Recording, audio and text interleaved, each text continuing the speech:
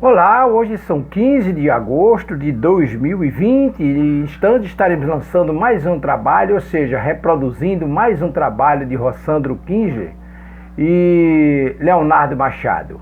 Trabalho em conjunto dos dois, uma live muito especial, um bate-papo descontraído. Mas antes eu queria lembrar aos irmãos que nos acompanham aqui na página Estação da Luz Espírita que a nossa página não tem fins lucrativos. O objetivo é reunir no mesmo lugar o maior acervo possível de matérias espíritas, onde você possa encontrar o que você procura para suas pesquisas, seus estudos e o seu lazer.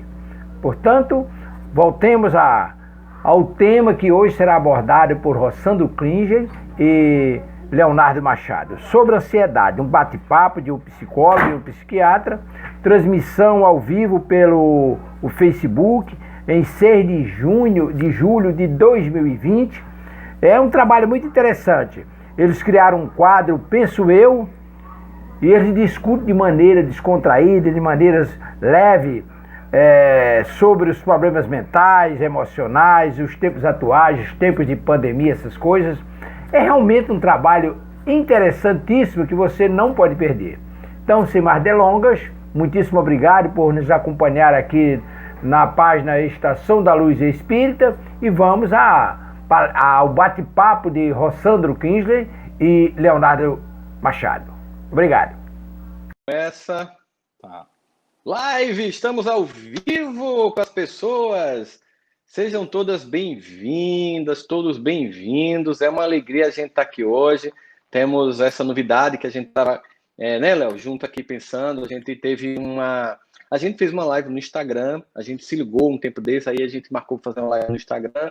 Dali, na conversa, surgiu a ideia da gente fazer uma coisa mais consistente, inclusive pela mesma sensação que Léo tem, que eu tenho, que muitos psiquiatras, psicólogos, pessoas que lidam com saúde mental têm, de um compromisso de ajudar a todas as pessoas que estão passando por esse momento que a gente está, momento de Léo sumiu, mas vai voltar. Voltou, Léo, apareceu, pensei que tinha sumido. É porque já fiquei ansioso.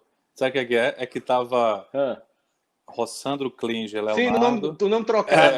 E Léo. Tá vendo? Eu já fiquei ansioso, sumiu.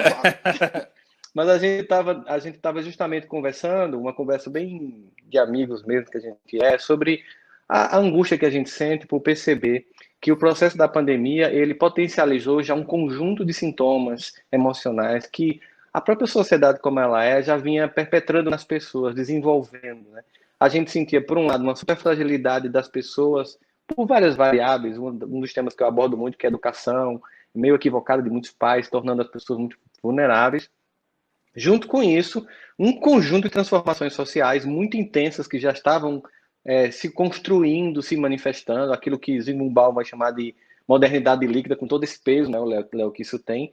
Aí vem a pandemia e potencializa isso ao extremo. E a gente ficou pensando, né, Léo, o que a gente podia fazer, para além do que cada um está fazendo individualmente, né, Léo com o trabalho dele também, tanto na universidade, como nas lives que ele também faz, por que não fazer uma coisa conjuntas?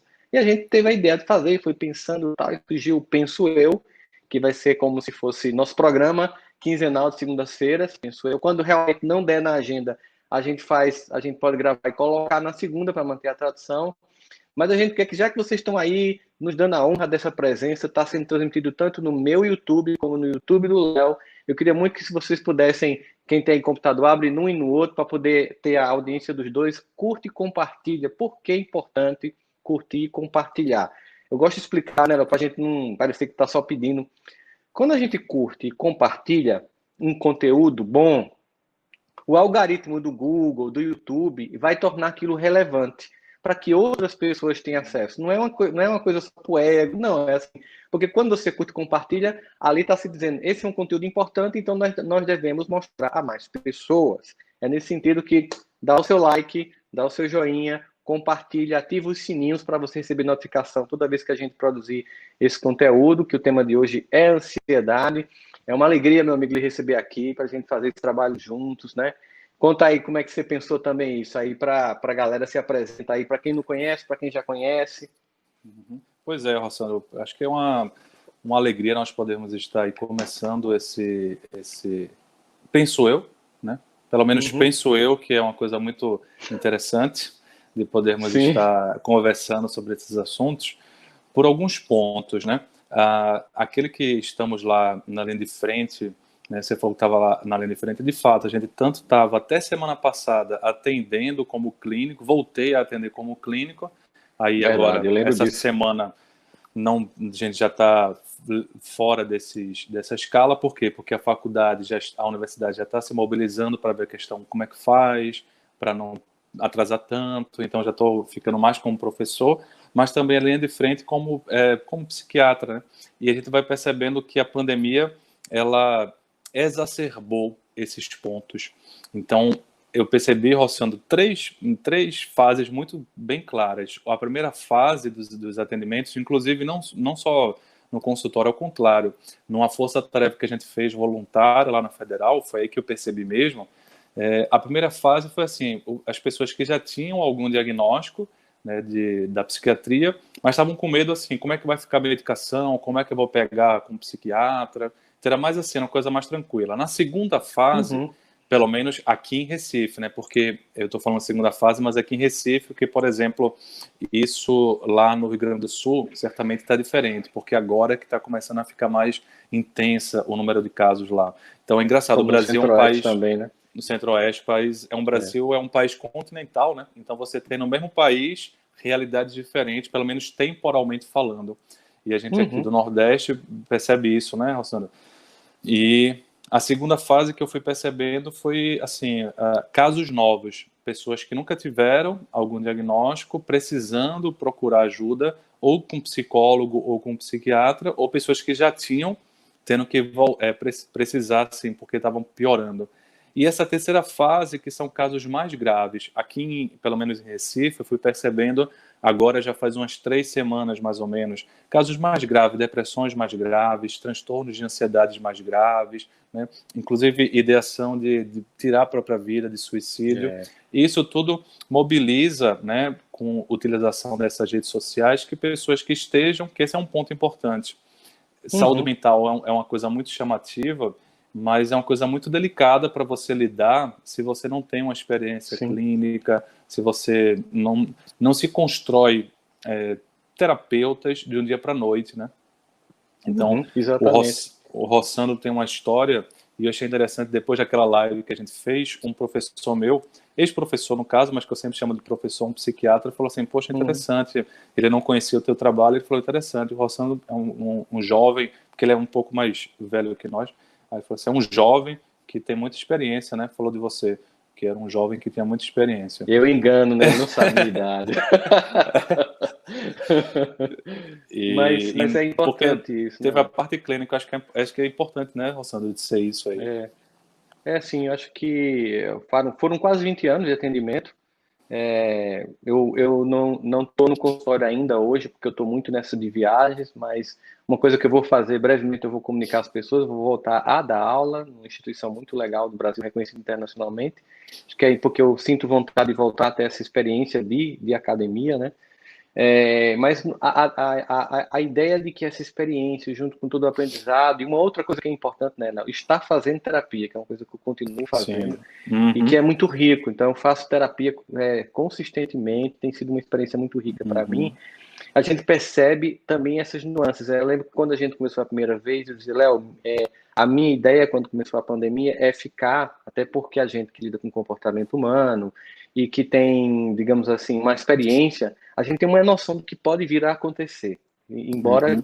todo mundo está sendo muito cauteloso em falar desse novo normal, porque a maior parte de nós está percebendo que diariamente uma outra variável histórica, política, geopolítica, cultural, emocional entra em cena que reconfigura todo o ladrilho do que vai ser esse novo normal. Então, aqui não Uhum. se trata em nenhum momento de fazer previsões, mas tem como a gente imaginar, a gente tinha como imaginar que o evento por si só geraria o que eu chamei de derretimento psíquico das pessoas, Uhum. inclusive a partir da minha própria experiência em casa já há quase 4 Uhum. meses e percebendo a oscilação que essa montanha russa está tendo na nossa vida. Eu estava conversando agora há pouco com nossa querida amiga Leila Ferreira, que certamente está nos Uhum. dando a honra da audiência, queridíssima, dizendo para ela que eu estava a vida era meio como se fosse, comparando com hoje em dia, como se fosse aquela montanha russazinha de parque de diversão pequenininho, cidade pequena, que quando você vai comprar o bilhete já vê toda a dimensão dela e sabe, não tem muita surpresa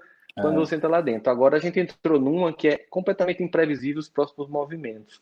E aí, obviamente, que é o tema da nossa live de hoje, a ansiedade, que é um movimento muito humano e que nos potencializa a agir diante de um estresse, mas que, se delongar e começar a prejudicar a nossa vida, vai poder torná-la um pouco mais complicada. E foi interessante porque eu lendo várias coisas, eu gosto de fazer leituras não somente na área da psicologia e psiquiatria, mas também da filosofia, da arte de um modo geral, e cheguei num trecho de Sêneca que eu achei muito legal. Sêneca é um estoico, um dos maiores estoicos que a gente tem, e ele diz o seguinte, Léo: o homem que sofre antes de ser necessário, sofre mais que o necessário.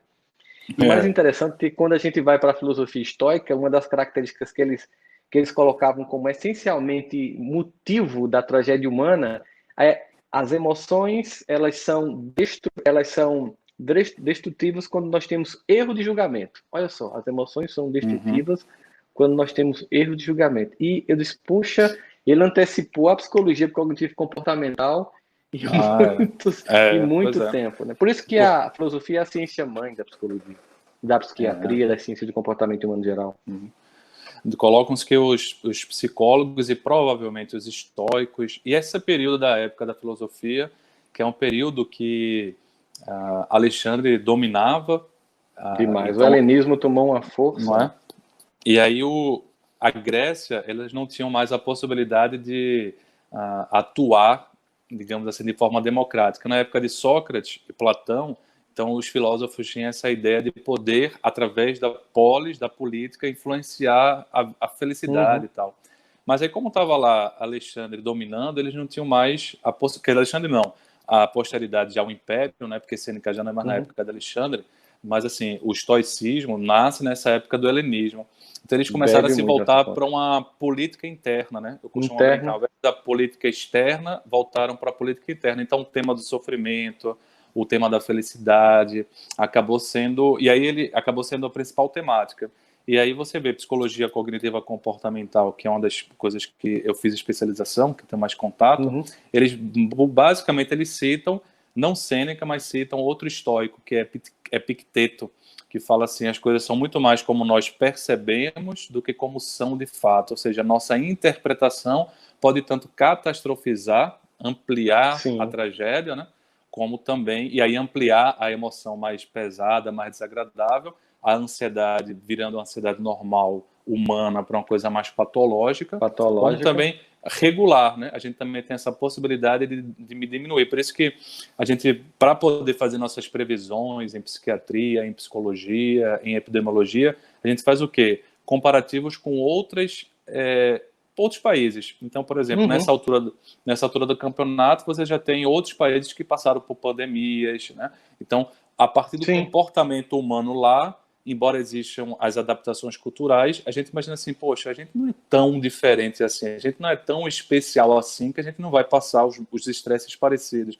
Aí consegue fazer algumas previsões, mas tem que lembrar que a gente também pode mudar a interpretação para melhor, digamos assim, e diminuir o impacto negativo, né? E aí os estoicos e Sêneca é bem interessante. Tem um livro dele, Rossandro, que eu gosto muito, que na verdade vem 3 juntos, que não são livros, são quase cartas, né?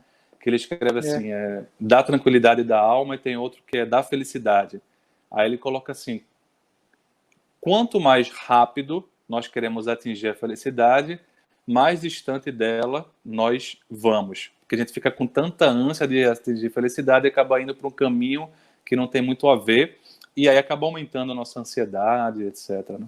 E a gente já percebe uma dinâmica quando ele fala isso, que é de evitar o processo. Ansioso, a gente quer pular a etapa, né? E ao pular etapas, a gente torna essa busca ansiosa, porque a gente não quer levar em consideração que tem coisas que vão exigir um tempo, um processo de maturação.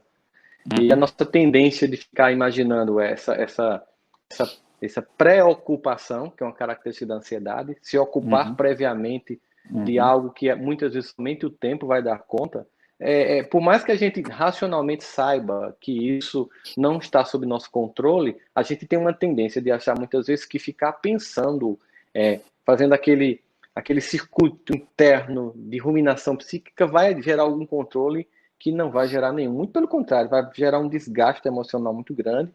E aquela, como você falou, ansiedade natural que nós temos diante, por exemplo, de um concurso, de uma prova, de uma viagem diferente, um casamento, qualquer coisa que mexa com emoções diferentes de um cotidiano, de sair, trabalhar, voltar, tal, gera um nível de ansiedade em nós, mas quando isso permanece no tempo que a gente quer ficar nesse processo de ruminação, a gente desconstrói a possibilidade de ter essa energia que a ansiedade inicialmente dá para responder, e ela fica. E por isso que tem sintomas que são o diagnóstico, inclusive, né, no sentido de você perceber quando não é um transtorno obsessivo compulsivo, um toque, quando não são transtornos que têm semelhanças de algumas características e fazer o que a gente vai chamar um diagnóstico diferencial, mesmo que essas comorbidades possam estar presentes, mas ela ser, por exemplo, no caso de algum paciente, a ansiedade ser o transtorno mais básico, a partir dele vir outros, né? Eu diria, Rossandro, que uma das características interessantes para a gente perceber, de uma forma coloquial, para as pessoas perceberem, quando a ansiedade está saindo de uma ansiedade mais normal, mais fisiológica, para uma ansiedade patológica, é uma sensação de desespero. A ansiedade patológica faz com que a gente desespere. Então, se a gente pegar o termo desesperar, eu estou desesperado, ou seja, eu estou sem esperar. Eu não estou conseguindo esperar o tempo das coisas acontecerem. Eu estou me preocupando, ou seja, estou me ocupando antes do tempo de forma muito exacerbada.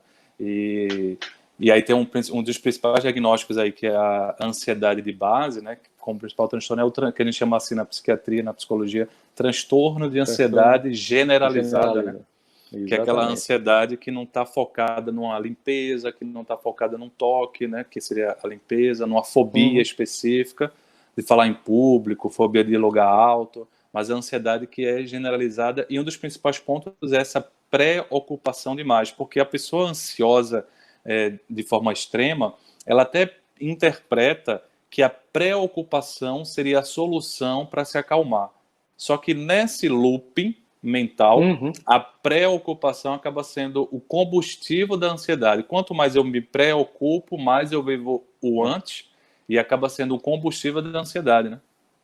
É engraçado que quando você faz isso, a gente cai muito nesse processo de circuito, né? Um circuito que é exatamente aquela imagem de um cachorro correndo atrás do próprio rabo, imaginando que há uma coisa tentando te assustar, e é você mesmo. Ou seja, a sua inabilidade de gerenciar ou o pensamento, a emoção, que estão sempre conectados. Mas a gente percebe que uma coisa muito característica quando a gente está dentro desse sistema é que, ao fazer isso, a gente não consegue vislumbrar soluções, né? E o desespero vira desesperança, porque quando você não consegue criar soluções, porque você está preso num sistema de retroalimentação de sentimento de causa, de impotência, você não consegue criar soluções. E sem soluções, isso vai se acumulando, que é quando o diagnóstico passa ali de 6 meses, a pessoa presa naquele sistema de ansiedade, você vai caracterizando ali naquele momento o indivíduo como alguém que está realmente com uma ansiedade generalizada. Então, assim, esse é um sentimento muito comum que a gente percebe nas pessoas. A imagem de Léo está um pouco... Não sei se é o sinal da internet de Léo que está falhando um pouco. Eu vou dar uma olhadinha aqui, gente. Léo, tá me ouvindo, Léo? Léo? Oi? Bom, eu vou continuar conversando enquanto o Léo tenta retornar, gente, porque a gente está justamente fazendo esse nosso programa hoje é a primeira vez. Vocês estão vendo essas duas telinhas, todo mundo aprendendo a fazer muita coisa hoje em dia em termos de internet. Tem sido muito rico, a gente tem que lidar com esses imprevistos, sem ficar ansiosos falando de ansiedade. É muito normal que isso aconteça e a gente fica pensando exatamente nisso. Toda vez que você fica fixo num ponto e você fica apenas num circuito de retroalimentar essas emoções, você não consegue vislumbrar possibilidades. Os pensamentos disfuncionais, as crenças limitantes, a incapacidade de você perceber essa dinâmica toda, vai fazer com que você fique sempre o tempo inteiro voltando para o mesmo pensamento angustiado. Mas é claro que, além disso, além do fato de que a gente tem um um sentimento que é normal enquanto característica de fuga e diante de uma situação difícil. Por exemplo, uma pessoa que à noite vai passando numa rua e vê alguém seguindo e desenvolve uma resposta de adrenalina, aumenta a palpitação sudorese para correr, para fugir, e aquilo é bem-vindo, ou seja, aquela ansiedade, aquele estresse é bem-vindo. Quando aquilo se fixa num ponto, aquilo passa a ser patológico e passa a drenar a energia do indivíduo. Mas, além disso, além do fato de que a gente tem essas circunstâncias que podem ocorrer com cada um de nós, tem a ver com, por exemplo, traumas, revisitação de cenas ou até um trauma presente depois de um assalto, a gente tem um outro problema, que é o conjunto de circunstâncias no mundo de hoje que podem ser provocativas de uma ansiedade. Ou seja, a sociedade como a gente conhece, ela muda historicamente certos padrões, certos valores, certas normas e certas condutas que podem ser mais provocadoras de uma patologia do que de outra. Se a gente for analisar, por exemplo, da descrição inicial, quando da formatação da psicanálise por Freud e outros teóricos que levavam em consideração as circunstâncias culturais, as injunções da época e como elas, de algum modo, interferiam nos padrões de saúde mental, a gente também há de convir que os dias que vivemos hoje, não estou falando apenas da pandemia, sem tirar o peso que ela está tendo, né, obviamente, mas a sociedade que nós temos, da qual nós fazemos parte nessas últimas gerações, aqui, né, nós temos aí pessoas que nasceram nos anos 40, 30, 40 para cá, mas que estão vivas, estão vivendo essa experiência, elas sentem certas circunstâncias que são muito semelhantes. Nós temos uma sociedade que tem passado, digamos assim, um conjunto de circunstâncias que provocam ansiedade. Então, eu selecionei algumas delas para que a gente possa fazer uma análise, digamos assim, esperando que Léo volte para contribuir conosco, uma análise sociológica, não somente psicológica, sobre eventos e circunstâncias sociais que seriam provocativas de um ambiente ansioso. Que seria o seguinte, tá, eu posso construir competências pessoais para mesmo dentro desse sistema... Léo, voltou? Está ouvindo bem?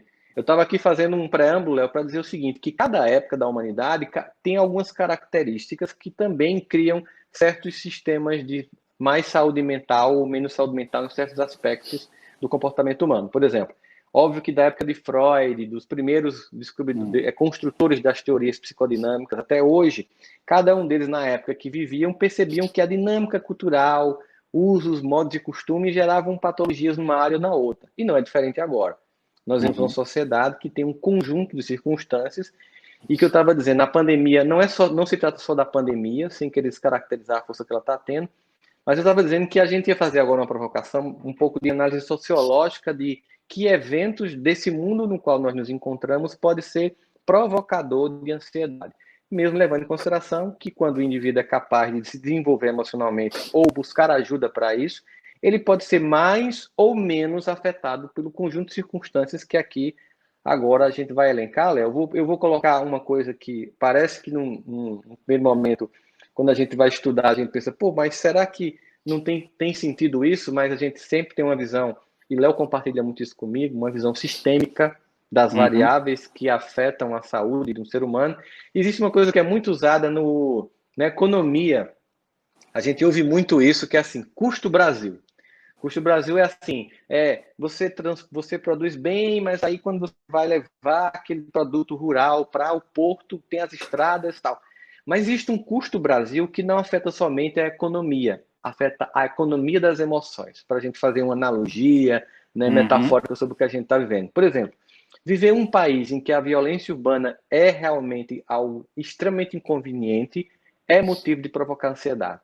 Você, por exemplo, abrir o seu portão para sair, às vezes como na roleta russa, sem saber se tem alguém esperando lá fora, provoca ansiedade. A crise econômica, que já existia e que agora ampliou-se, provoca ansiedade. A má qualidade dos serviços públicos, quando a gente precisa deles, sobretudo, provoca ansiedade. A corrupção provoca ansiedade. As brigas com a família por causa da toxicidade política provoca ansiedade. O que acha, Léo, dessa leitura sociológica da ansiedade? Me parece que todos os gatilhos, se puder de uma forma mais geral, que despertam uma sensação de imprevisibilidade muito grande, acabam disparando em nós essa ansiedade mais patológica. Então, sem sombra de dúvida, você vai ver cada época tendo as suas características. Por exemplo, na época de Freud, você via abundar muito uma questão mais da repressão da sexualidade. Profunda, aquela sociedade muito... E aí você vê muito mais vitoriana, casos... falso moralista demais, né? Aí você vê muito mais casos histeria era muito comum. Histeria, mais comum do que, digamos assim, hoje em dia, embora quem é psiquiatra, quem é neurologista vê muito, mas no caso de Freud, ali, de Charcot, na época lá, era muito mais frequente porque você tinha aquela repressão. É bem interessante a gente pensar, por exemplo, até sugiro esse seriado que é O Último Czar, em que você vê um indivíduo lá que ele acabava tendo uma função meio profética, meio religiosa, que é o Rasputin. Ele tem uma coisa meio filosófica, meio terapêutica, mas porque ele, de certa forma, usava sexualmente aquelas mulheres muito reprimidas na sexualidade, né? Então ele dava uma solução prática demais. Então, nesse sentido, você vê violência, tem artigos científicos que mostram violência social muito grande associado à piora na saúde mental. Você vê, inclusive, isso transgeracional. Tem uns artigos, Jossano, muito interessantes que mostram, por exemplo, a Segunda Guerra Mundial trazendo ainda consequências nos dias de hoje a partir da epigenética, colocando nos genes dos filhos. Então, um exemplo de grande violência. E essa violência na escravidão também a gente vê isso, né? Existe estudo sobre epigenética da escravidão e de como isso tem passado geracionalmente. Gerações, né? A gente fica vendo como as variáveis elas são muito mais complexas do que a gente imagina no primeiro momento, grosso modo, e como elas vão se juntando de forma que a gente atenta para a necessidade da seriedade de quem vai te acompanhar num processo como esse.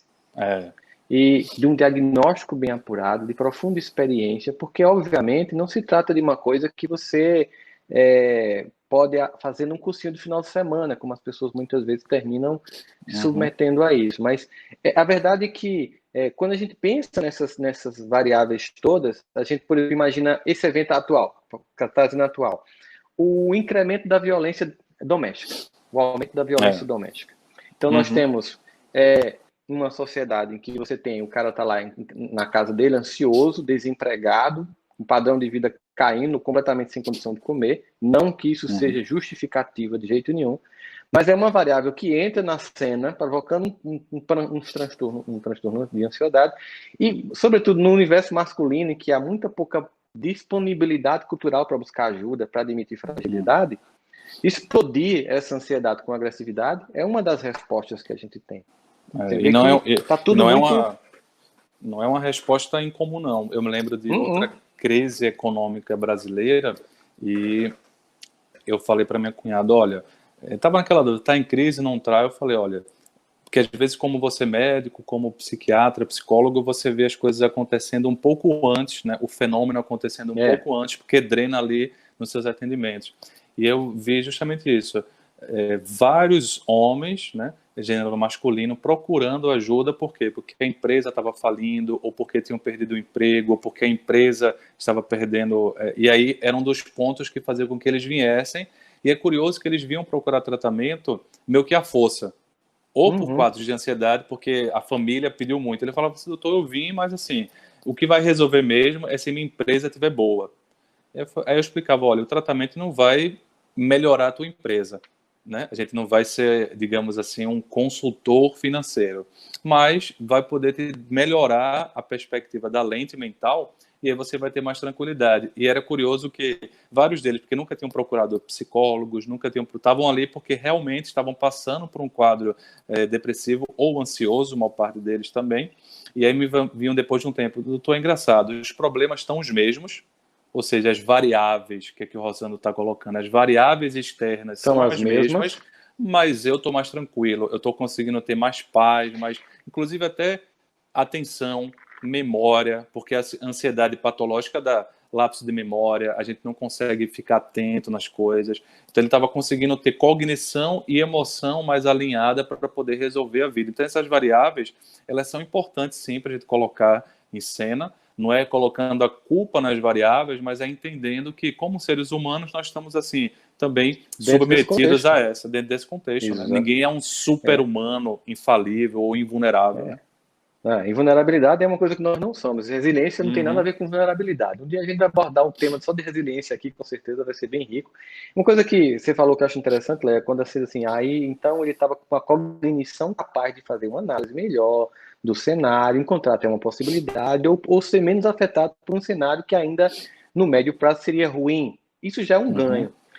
Para a gente traduzir, né? É como se a gente fosse, sei lá, uma usina de energia com 100 quilowatts para funcionar durante o dia. Se você drena a sua energia com 40% da energia com ansiedade, pré-ocupação, ou seja, se você está pegando energia que só tem sentido funcionar aqui e agora e jogar para Uhum. amanhã, você está funcionando metade.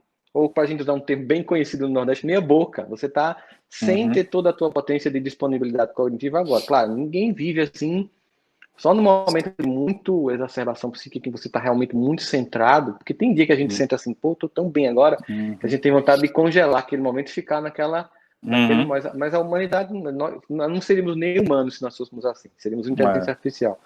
Mas o grande objetivo, então, do desenvolvimento humano seria aumentar o tempo em que ficamos nesse estado mais equilibrado, de um observador da própria Uhum. existência, sem aquela ansiedade que vai drenando, né? Entre Uhum. essas coisas que vão chamando conta, porque aqui a gente já está nessa fase de descrever o que pode provocar ansiedade, lembrando que quem chegou agora, curte e compartilha esse vídeo, tanto no meu YouTube como no canal do YouTube do Leonardo, para que se torne relevante como conteúdo, para que chegue a outras pessoas, porque é assim que funciona o algoritmo das redes sociais de modo geral, do YouTube de modo geral, sempre é assim. Quanto mais uma coisa é curtida, mais ela é mostrada, né? Nada contra piadas do tipo, mas vamos também levar conteúdos relevantes para as pessoas para ajudar.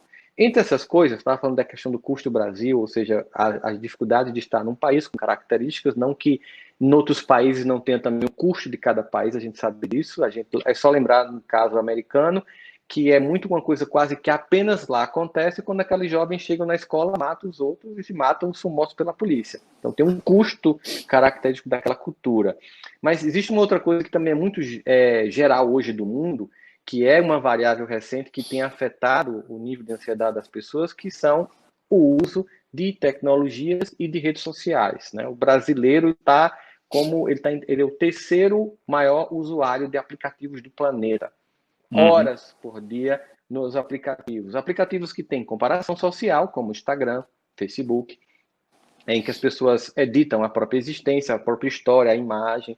A gente tem um índice muito constante, a gente tem, além disso, por causa do uso contínuo do smartphone, teve uma pesquisadora da Microsoft chamada Lisa Stone, que criou um termo chamado atenção parcial contínua. Ou seja, Uhum. você está sempre dividindo sua atenção com o outro. Por exemplo, quando eu vou escrever, né, eu estou escrevendo agora alguns livros, então, quando eu vou escrever, se o meu celular estiver perto de mim, meu rendimento cai. Mesmo que eu não Uhum. esteja vendo nada, ele cai. Uhum.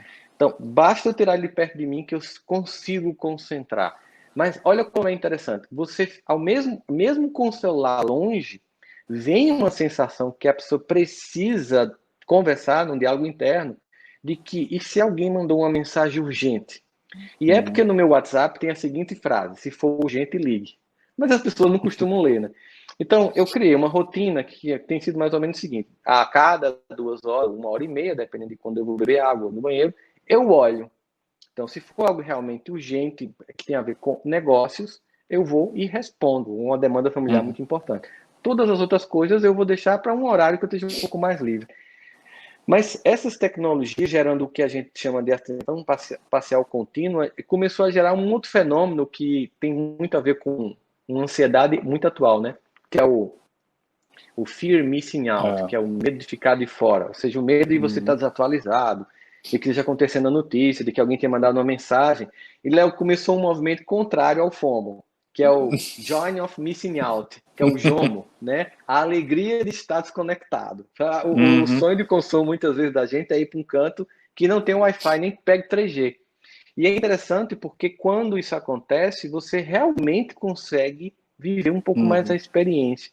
Ou seja, a ansiedade, ela tira muito do aqui do agora. Muito. Eu me lembro de alguns pontos aí, Rossandro, corroborando e ampliando, né? De uma pessoa que falou assim, se tratando por um quadro de ansiedade, falou: é engraçado, doutor, eu estou tendo mais tempo livre para pensar em outras coisas que não sejam só preocupações e problemas. Porque, de fato, a ansiedade consome. E esse é um ponto que eu queria chamar a atenção, porque nos dias de hoje, depressão já é um pouco mais vista como um adoecimento que precisa de uma ajuda, mas sabe que transtornos de ansiedade, muitas vezes as pessoas acham que é besteira, que podem É conseguir dar conta leve, sozinho, é frescura, leve, né? e é uma das coisas que mais consomem energia e, inclusive, é uma porta de entrada, às vezes, para quadros depressivos, para quadros mais graves. E aí, nesse aspecto, colocando o que você falou sobre momentos que a gente está como se fosse num estado ótimo, né? Na psicologia positiva, o Mikhail Csikszentmihalyi, ele coloca um estado de flow, FLOW, flow, que é como se fosse um estado de fluxo, que não tem uma tradução para o português, mas seria um estado de otimização do nosso bem-estar, em que a gente se sente mais conectado e parece que o mundo lá fora até para. Ele viu isso com artistas que estavam lá pintando e ficavam meio que desconectados, sem sentir muita fome, muito concentrados. E, ao contrário disso trazer um estresse, isso trazia um bem-estar. Então, um dos pontos da psicologia positiva seria assim, a gente aumentar a quantidade de tempo de ficar assim. E uma coisa interessante, parece que hoje eu me lembro de uma colega que falou assim, mas Léo, eu tô com ansiedade para saber escolher qual é a live que eu vou ver. Então era talvez o fear of missing out in lives, né?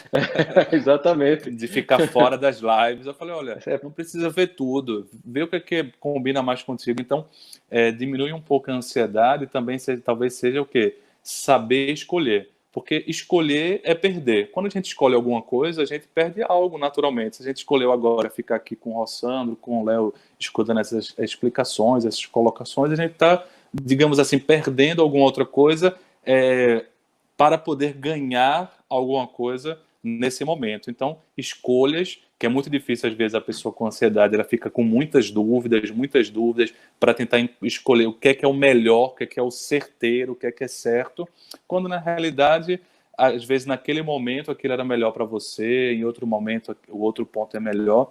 E aí a gente fala, às vezes, numa técnica também da psicologia positiva, que tenta encontrar assim, essa questão de melhorar o estado de atenção, melhorar o bem-estar, seria diminuir o tempo de tela.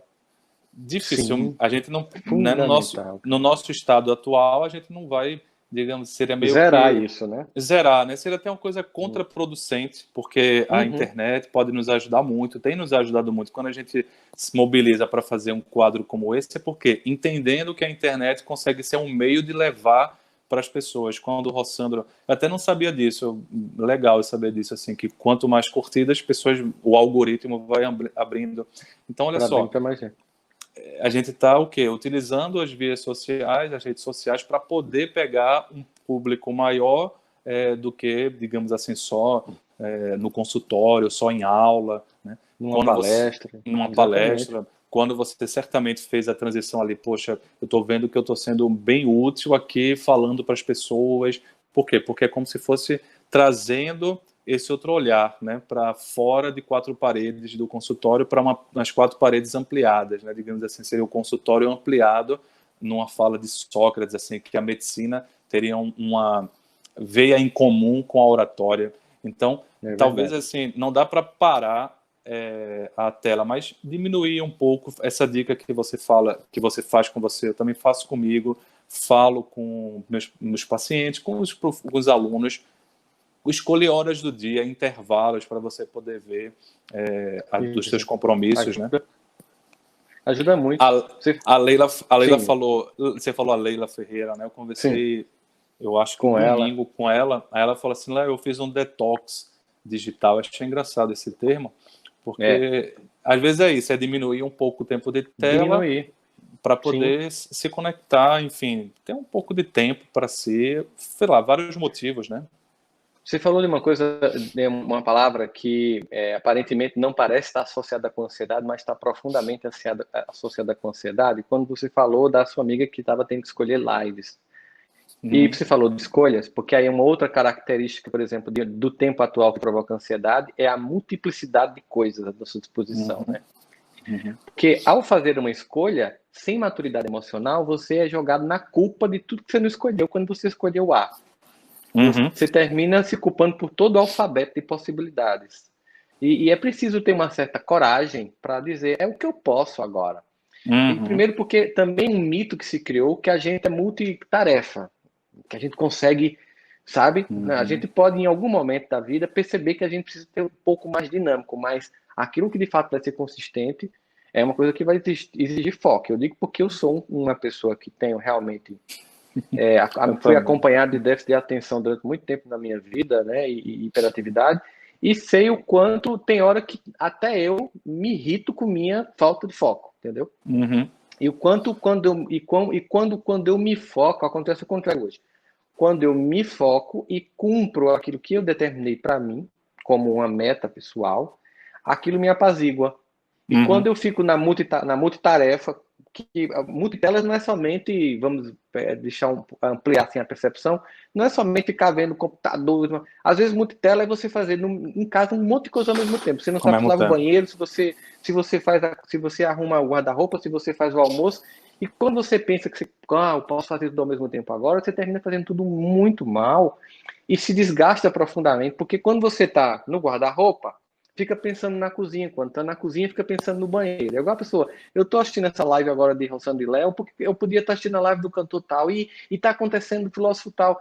E a gente não pode ver tudo, e ao mesmo tempo tem que pensar assim, mas eu posso ver depois, eu posso assistir no outro momento, eu posso baixar e ver quando eu for fazer uma respiração, uma caminhada, alguma coisa do tipo.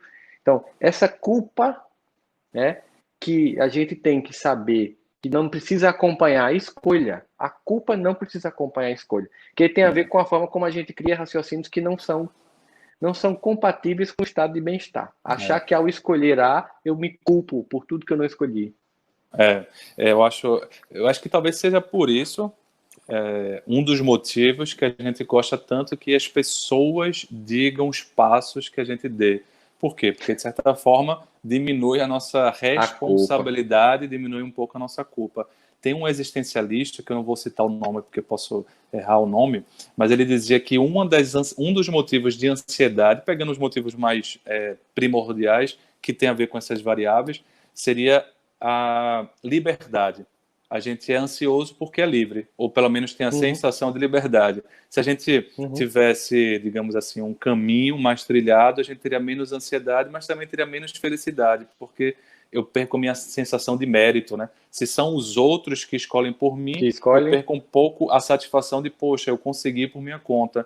Aí eu vou ficar sempre ruminando um outro tipo de insatisfação, que é assim, não me sentir capaz. Então, não quer para onde, qualquer que seja, a gente vai ter que escolher um pouco esse caminho.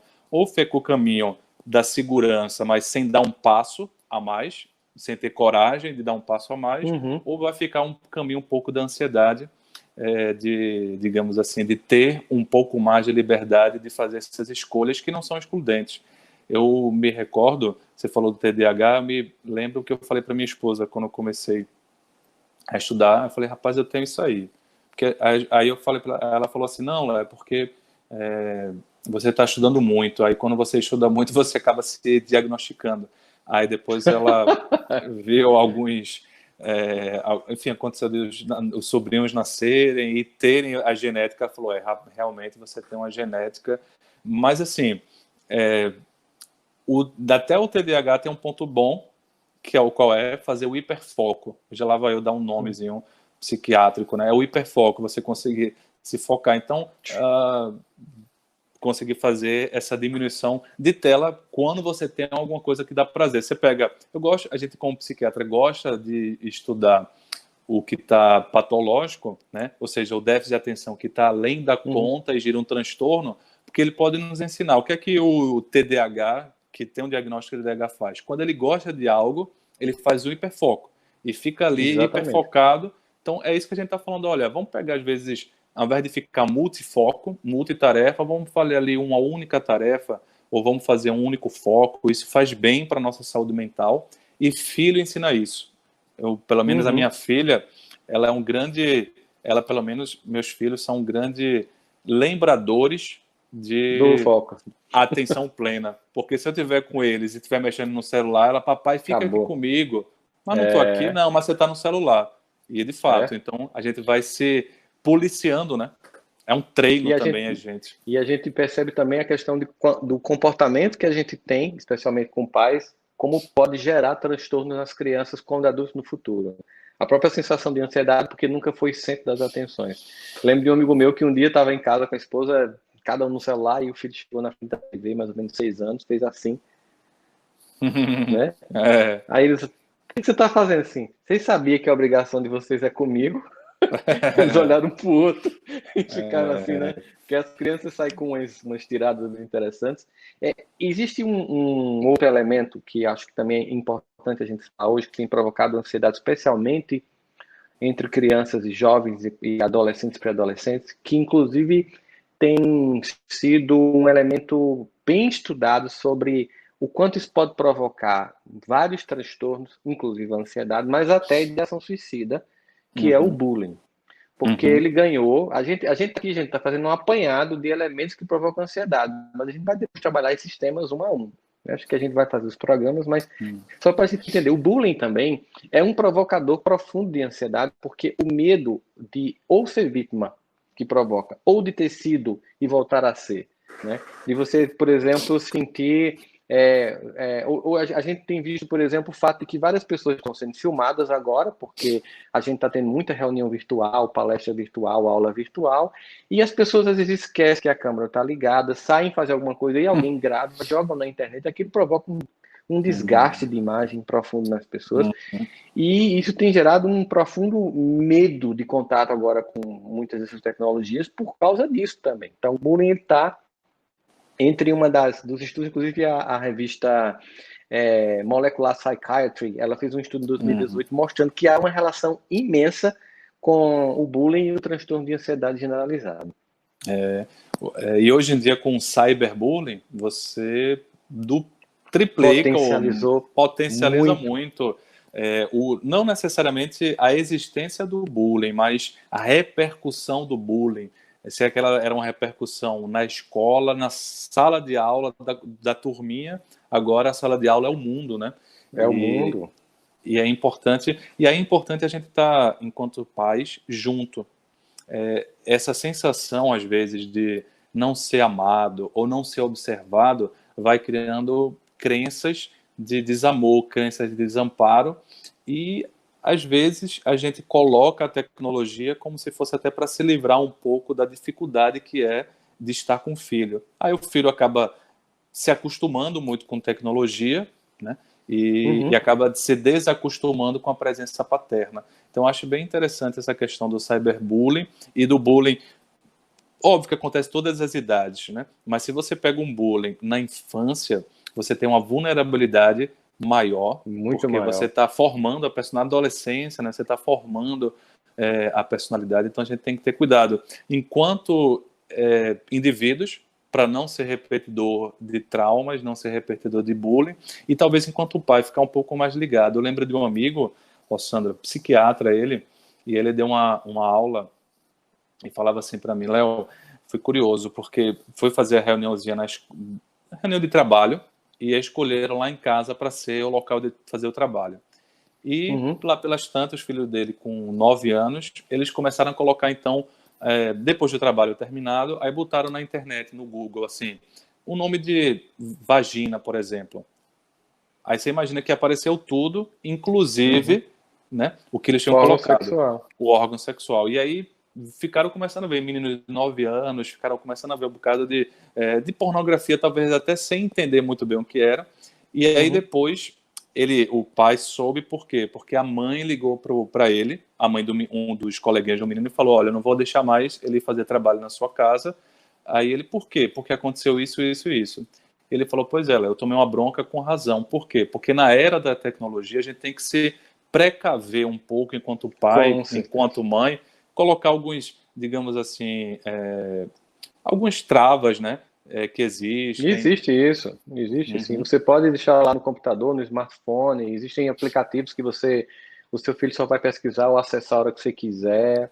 Às vezes o que falta realmente é uma certa responsabilidade, mas quando a gente for tratar desse tema de criação de filhos aí, de como isso pode repercutir, a gente vai poder contribuir bastante, né, Léo? De fato, a gente tem uma necessidade de cada um, de cada vez mais a gente assumir responsabilidade sobre esses eventos, né? Acho que, de fato, isso é uma coisa que choca muito. Mas, obviamente, quando a gente pensa na ansiedade, a gente também pensa o seguinte, e ela não tem nada, eu não posso fazer nada, eu não posso cuidar, eu não posso me tratar, quais são os recursos que foram acumulados, tanto na psiquiatria como na psicologia, para que esses sintomas, que mesmo eles tenham ganhado mais força com os eventos, que a gente citou alguns deles agora, como variáveis de um tempo histórico de uma sociedade provocadora de processos ansiosos, mas sim, né, as ciências do comportamento, a psicologia, a psiquiatria, ela acumula diariamente um conjunto de pesquisas, de soluções, que de fato podem ajudar o indivíduo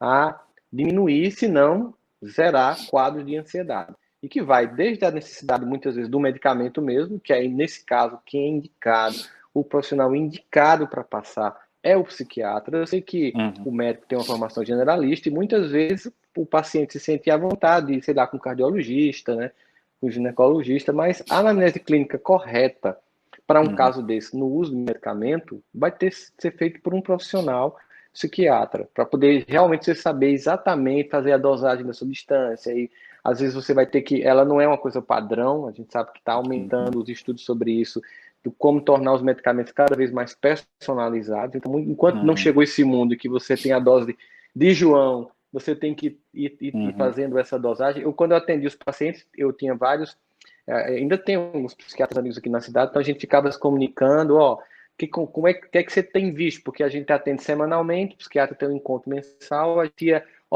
tais e tais sintomas para ajudar, né? E não é conversa não isso, porque foi assim que a gente se conheceu, um dos pontos, né? É verdade, eu comecei a encaminhar paciente para ti, agora eu lembrei. Porque tem muita gente aí de Campina Grande, assim. é próximo, né? Eles pegam uma duplicação. 2h30. Aí chega aqui, demora mais em Recife. Demora mais no trânsito. Quando passa depois de Umbral e Lima, aí só a gente vai entender. Depois que passa de Abreu e Lima, começa aqui o engarrafamento, e aí para chegar demora. Mas, de fato, E tem um ponto que não é só prescrever, Rossandro, é a questão de até quando. Né? Até quando? Você começar a prescrição, vai lá, aprender, mas assim, até quando? Esse é um ponto, porque senão a gente vai tornar pessoas, digamos assim, que estão até dependentes de benzodiazepínicos, porque não tiveram um acompanhamento adequado. E é curioso porque, às vezes, as pessoas pensam assim, benzodiazepínico, só para quem não conhece, é uma classe de medicação da psiquiatria que é muito útil na fase aguda, mas que tem que ser prescrito com forma, como qualquer medicação, tem que ser prescrita sabendo, com o tempo adequado, né, com acompanhamento médico. E aí é engraçado que a gente muitas vezes vê pessoas assim, eu não tomo remédio nenhum, não gosto de remédio, mas já está tomando um benzodiazepínico, que, por exemplo, pode ser clonazepam, não vou falar o nome da marca, mas assim, clonazepam, diazepam, né, ou lorazepam, são nome de benzodiazepínicos. Mas ele já está tomando, por quê? Porque como dá um alívio imediato, ele, não, isso aqui é só um clonazepanzinho, né? Aí bota o nome no diminutivo para diminuir o risco, diminuir o problema, né? Sabe uma coisa que me chama atenção? Uma coisa que me chama atenção, Léo, eu vou até aproveitar, né, porque você lida muito com isso, como psiquiatra e médico para passar medicamento, é que eu noto, por exemplo, quando a pessoa está tomando antibiótico, ela, quando sente o alívio dos sintomas, é muito comum a pessoa interromper antes do ciclo do antibiótico e reforçar o vírus. A gente sabe que isso é uma bactéria lá, é um clássico de tratamento de garganta, por exemplo. Mas nos casos dos remédios psiquiátricos, eu vi um movimento contrário.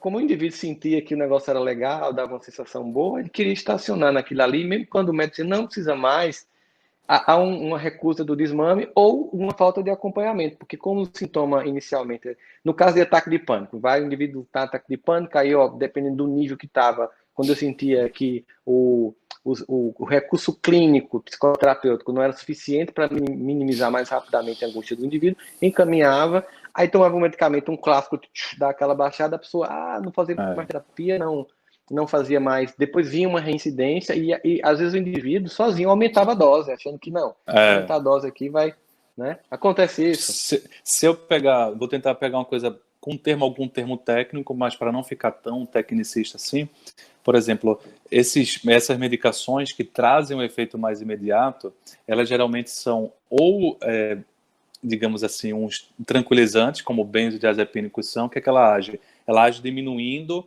a atividade cerebral como um todo. Ela não age em uma área específica do cérebro, ela age no cérebro como um todo. Tanto que benzodiazepínicos, que são remédios para ansiedade, eles não são só para ansiedade, eles são anticonvulsivantes. Se você tiver um ataque de pânico, você vai fazer um benzodiazepínico como um resgate, como um SOS.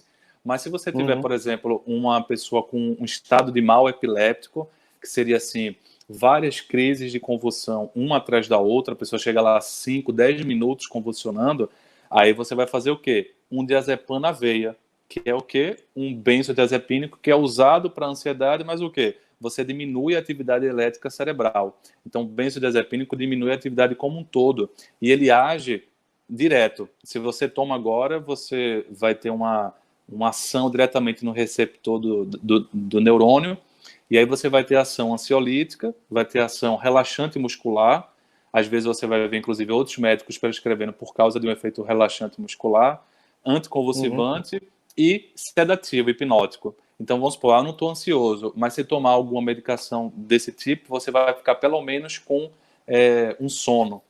Por quê? Porque ela diminui a atividade como um todo. E aí, na fase aguda, é bastante importante. Mas na fase mais posterior, é mais importante remédios que agem no aumento de serotonina, por exemplo, aumento mais específico de serotonina, para fazer com que o aumento da serotonina diminua a atividade da amígdala cerebral, que não é a amígdala aqui da garganta, a amígdala cerebral, que é um disparador do medo, que quando a pessoa está com ansiedade, ela está com uma hiperreatividade, ou seja, os eventos são vistos como potencialmente ruins de forma muito fácil. Então, só para você ver a complexidade do que é prescrever uma medicação e do que você fazer um acompanhamento. Você saber assim, olha, qual é que eu vou usar, qual é que eu vou fazer a composição. Nesse momento, a gente vai ser muito útil, benzo, mas depois vai ser mais importante. Benzo é um nome carinhoso que a gente chama. O benzo. E que nem sempre o seu médico de querido, seu ginecologista, seu cardiologista, por mais bem intencionado que seja em tentar lhe ajudar, tem todo o acompanhamento e o cotidiano de uso desses medicamentos para iniciar, para dosar, para diminuir, para acessar, que tem uma pessoa que está trabalhando com psiquiatria especificamente. Também, claro, obviamente, existem as técnicas envolvidas por várias terapias para fazer com que o indivíduo construa recursos para trabalhar esse pensamento de catastrofização antecipatória, que a gente está vendo aí muitos elementos que a gente vai desconstruindo esses pensamentos disfuncionais. Aqui a gente tem, que você tem, nada comigo vai acontecer de bom, né? Isso vai ser terrível. Aqueles pensamentos que são como clichês mentais, um carimbo que você simplesmente reproduz e que se você começa a desconstruir, você começa a usar os recursos psicoterapêuticos para desconstruir tudo isso, você começa a ter uma associação mais racional diante das coisas e poder realmente fazer por exemplo, agora, logo que começou a pandemia, a ansiedade tomou conta de muitas pessoas e uma das coisas que muita gente até falava nas lives assim, era assim, existe um conjunto de variáveis que eu posso mudar e as que eu não posso mudar. Então, identificar isso por si só já é uma tarefa, porque no momento que eu digo, eu não mudo isso, isso e isso, por exemplo, a pandemia, quando é que abre ou quando não abre o comércio, todas essas questões, eu vou focar naquilo que eu posso transformar. Isso diminui o padrão de ansiedade, porque eu não vou gastar energia naquilo que eu não controlo, com uma sensação de falência. Porque se eu invisto naquilo que eu não controlo, eu não vou conseguir resultado nenhum, vai aumentar a minha sensação de ansiedade e de falência emocional. Também que os recursos se somam, né, Léo? Os recursos terapêuticos, os recursos medicamentosos. Se a gente faz junção com psicoterapia, especialmente em transtornos de ansiedade, a gente vê que, primeiro, a resposta acaba sendo mais rápida e especialmente mais duradoura. Tem vários estudos científicos mostrando isso, especialmente para transtornos de ansiedade. Isso que o Rossandro falou na terapia cognitiva, por exemplo, é você identificar o que são preocupações úteis e preocupações disfuncionais. Preocupações úteis são aquelas que estão relacionadas a variáveis ou problemas que, de fato, eu consigo, ao modificar o meu comportamento, de certa forma, modificar o desfecho. Mas, por exemplo, algumas coisas, quando vai sair a vacina, como é que eu, se eu não for um cientista que estou lá estudando, como é que eu... Porque também pode ser isso. Se eu tiver... Não dá para você classificar como um todo o que é funcional ou disfuncional. Você tem que ver o papel da pessoa. Depende de cada pessoa. O momento, às vezes, uma preocupação do Rossandro há 10 anos era funcional, mas agora já está bem disfuncional, porque já está desatualizada com a vida dele. Uma preocupação minha hoje com minha filha de 6 anos, um filho de 2 anos e quase 3 anos, é uma. Daqui a 15 anos vai ser outra. Então, as preocupações vão se atualizando, ou seja, as variáveis vão se atualizando e, consequentemente, a nossa forma de lidar. Então, psicoterapia... óbvio, lives, acho que é um ponto importante, né? A gente não frisou no início, mas frisar agora, lives, mesmo que seja com psicólogo, com psiquiatra, elas são úteis como algo a mais, mas elas não substituem o teu psiquiatra, não substitui o teu psicólogo, e aí eu acho interessante também colocar isso, essa movimentação do Rossandro e minha. Primeiro, o Rossandro nem atende mais clinicamente, então não estaria sendo assim, não é uma coisa de fazer propaganda do consultório dele. E eu, apesar de atender clinicamente, eu já coloco lá no meu Instagram, não tenho vaga no consultório, por quê? Porque eu até aceitei fazer mais coisa no Instagram, pra você ver que eu estou usando mais as mídias sociais nos últimos anos, etc. Foi aos pouquinhos, porque eu fui um dos desses, quando a gente falar de bullying, cyberbullying, a gente pode colocar esse ponto pessoal, real. Mas não foi assim necessariamente para fazer uma propaganda do consultório. O que não quer dizer que seja ruim, que seja errado, desde que você siga os padrões do Código de Ética Médica, tudo bem. Mas o que a gente está querendo dizer é que essas lives, essas conexões com psiquiatras, com psicólogos, elas são algo a mais, elas não substituem com certeza. A consulta, né? Eu acho que é importante falar isso, né, Rossandro? Isso aqui não é uma terapia, nenhuma consulta com psiquiatra, né? Ninguém vai sair aqui com receita. É apenas um despertar de consciência sobre processos que você pode identificar para buscar ajuda. E, é claro, quando é uma fase inicial, você pode construir recursos que você pode, ao ativar esses recursos, até evitar que o sintoma se torne patológico. Porque uma ansiedade, ela não se torna patológica do dia para a noite. Ela pode até começar com muita velocidade, mas há sempre um começo, que uma vez que você identifica, você pode, né? E claro, existem muitos recursos que de fato ajudam. Por exemplo, a gente tem vários estudos que fazem uma associação entre quando você usa mindfulness, por exemplo, você fazer uma atividade física, você fazer, por exemplo, quando você citou o pintor, alguma coisa, arte. A gente lembra muito que os gregos, na filosofia grega, tinham um espaço para o estudo, o espaço para a contemplação da natureza, porque você tem realmente um relacionamento, e de atividade física, porque existia a necessidade de você ter tudo isso, tanto o cognitivo, organizado pelo pensamento filosófico, a contemplação da natureza com suas soluções inegáveis, por uma mera observação inteligente a gente percebe isso, e ao mesmo tempo trabalhar o corpo físico como algo que precisa estar bem, porque por mais que seja uma pessoa positiva, tal, mas se eu tiver com a saúde comprometida, a gente sabe que o cansaço físico, o estresse, eu lembro muito de Renato Russo, muitos temores nascem do cansaço e da solidão, né? Às vezes você está só cansado. Às vezes eu estava triste, por exemplo, quando eu estava viajando 22 dias por mês, tinha dia que eu estava triste. Aí eu parava e pensava, você está bem no casamento, está tudo bem profissionalmente, você está apenas muito cansado. O que precisa é dormir. Então, às vezes, nomear a dor e identificar exatamente o que ela é muito importante para a gente não ficar dando ibope a um sintoma que nem ainda é um sintoma. Então, não estou triste porque alguma coisa aconteceu ou porque eu estou deprimido, eu estou cansado, é falta de sono. A gente está dormindo mal, tem provocado ansiedade. As telas têm diminuído a produção de melatonina. Um sono de qualidade equivocado produz um rendimento físico pior, produz um quadro ansioso também maior. Então, é um conjunto, né, Léo, de variáveis que vão se somando aí para que a gente tenha que identificar. E se você consegue identificar, você começa a tomar medidas preventivas. Talvez uma das grandes funções do que a gente está querendo fazer aqui no Penso Eu é, digamos, levantar a bola da ciência do comportamento para que as pessoas possam perceber certos sintomas ou elas se perceber que é inicial, tomar medidas preventivas, né, profiláticas, no sentido de se ajudar, ou perceber que chega a algum ponto que precisa já buscar ajuda de um profissional e buscar essa ajuda. Porque identificar já é nomear uma emoção, nomear uma situação, isso já é libertador, porque dá a sensação de que a gente não está preso em algo que a gente não sabe o que é.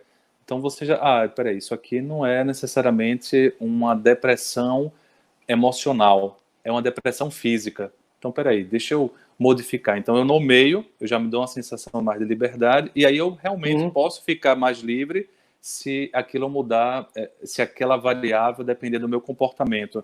Viajar um pouco menos, ficar um pouco mais em casa. Enfim, às vezes tem coisas que dependem. Eu muitas vezes falo isso, olha, tem variáveis que são externas, mas tem variáveis que, de fato, a gente poderia aprender a dizer não. Quando a gente estava falando ao longo da live, escolhas é dizer não para algumas coisas e dizer sim para outras. Eu vou dizer não para algumas viagens, mas vou dizer sim para outros valores, outras variáveis da minha vida que são importantes para as pessoas que estão ao redor e para mim, consequentemente, porque as pessoas que estão ao redor me amam e eu amo essas pessoas e, consequentemente, como conviver é uma arte interessantíssima para aumentar o bem-estar coletivo e individual, eu vou conseguir viver melhor porque estou convivendo melhor. Essa harmonia familiar, inclusive, é um dos temas provocadores de ansiedade ou de paz. A forma como você sabe fazer escolhas em que você deixa muito claro para você e se torna convicto disso, de que tem pessoas que realmente são muito mais importantes na sua vida e que elas precisam de ter a sua estar na sua lista de prioridades. E muitas vezes, quando o indivíduo é muito seguro, ele dá mais atenção às pessoas que são menos importantes e deixam de dar atenção, inclusive a elas mesmas, a começar delas próprias. E aí isso vai afetar, e como cadeia? Autoestima, relação, vai gerar mágoa de si, mágoa da outra pessoa em relação a você, porque tudo está muito conectado, mas obviamente a gente vai ter temas que a gente vai poder abordar isso de forma bem específica, Léo. Eu estava pensando na gente já ir aqui para os nossos finalmente, né? O que é que você acha? Eu acho que sim. Porque como é o primeiro, acaba tendo uma certa ansiedade do Rossandro e ansiedade do Leonardo para abarcar tudo, né? Tudo ficar legalzinho, né, Léo?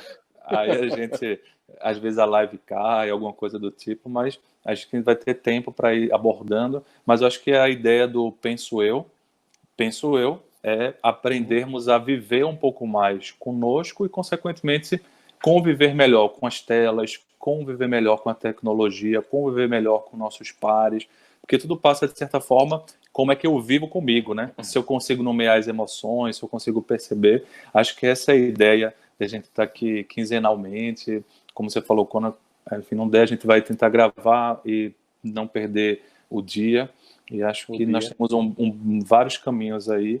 Eventualmente, as pessoas com o tempo vão trazer algumas sugestões, a gente pode sugestão incorporar. De tema, vamos perguntar. O Ariane já colocou aqui, o nosso próximo encontro é no dia 20. É uma continuação, porque quando você diminui a ansiedade, você melhora a sua adaptação e a sua capacidade de superação, né? E é muito do que a gente vai viver como nesse novo normal. A grande necessidade da gente vai ser se adaptar desde já, né? Superar agora e se adaptar e superar nesse novo normal. Isso é certíssimo, Léo. A gente de fato está aqui construindo isso. Na medida que a gente vai melhorando a nossa capacidade aqui técnica de lidar com esse evento, a gente vai botar as perguntas de vocês para que vocês possam participar. Então vai ter interação, obviamente, porque quando a gente cobrir a parte significativa dos temas, a gente vai poder voltar para fazer digamos assim, uma rápida introdução do tema e abrir para perguntas. Porque como a gente tem, né, a gente até pode ver essa dinâmica depois, tipo, a gente aborda o tema numa live, na próxima a gente volta só para respostas, perguntas e respostas. Também é uma coisa que a gente está pensando, inclusive, pensando eu e ele junto com vocês, pensando eu e ele pensando juntos, né? Se a gente pode fazer a próxima vai ser esse tema, adaptação e superação, mas a gente pode achar, por exemplo, que torne-se mais, digamos, didático, que a gente faça um tema, depois perguntas e respostas na outra quinzena, porque vocês vão poder rever o vídeo, tirar dúvidas, complementar leituras. A gente também pode depois, né, indicar leituras, filmes, vídeos e séries que podem ajudar na compreensão de cada tema. E aí, na próxima, a gente vir voltar para um debate. Eu acho que tem uma coisa também que a gente pode pensar. De todo modo, gente, a gente quer agradecer muito, né, Léo? Essa audiência, assim, super qualificada, a gente sabe disso. As pessoas que buscam esse conteúdo, as pessoas que estão na tua rede social e na minha, que a gente nem chama de seguidores, mas pessoas que carinhosamente acham interessante o que a gente está compartilhando, ficamos felizes com isso. Lembrando para que vocês curtam e compartilhem para que esse conteúdo se torne relevante e chegue a mais pessoas, porque tem gente que nunca vai ter acesso a uma terapia, nunca vai ter acesso a chegar, ou nunca vai, ou porque pode, mas não quer, ou porque quer, mas não pode, são muitas variáveis, e às vezes um vídeo, uma frase de um livro, um post na internet, muita gente às vezes está ali naquele momento, aquilo chega como algo que vai contribuir, e é esse o nosso desejo, né, Léo? Eu agradeço também ao pessoal, agradeço o pessoal da técnica que dá esse suporte. Sim, estão aí atrás com a gente, Ariane, né? Eric. É engraçado que a gente fez aquela live lá no Instagram e o pessoal, muita gente ficou pedindo, vamos fazer alguma coisa junto, acho que está surgindo e a gente vai construindo, né? Ficar aberto à construção. Então, um abraço aí a todo mundo, né, Rossandro? Com certeza. Meu amigo, boa noite. Hoje ele está no consultório, gente, ele não está em casa e eu fico ansioso, preocupado com a volta dele. Né? Então vá para casa, Deus te abençoe. Obrigado, a gente se vê então, né, meu amigo? Obrigado, querido. A gente vai se falando, né? E vai construindo. Com certeza. Um abraço. Vai construindo. Gente, penso eu, obrigado por vocês estarem juntos nessa trajetória. O do Instagram foi algo que a gente nem imaginava que ia terminar nisso, mas que bom que chegou nessa construção e que a gente possa ter muitos dias para a gente pensar juntos. Um grande abraço, boa noite a todos. Um abraço.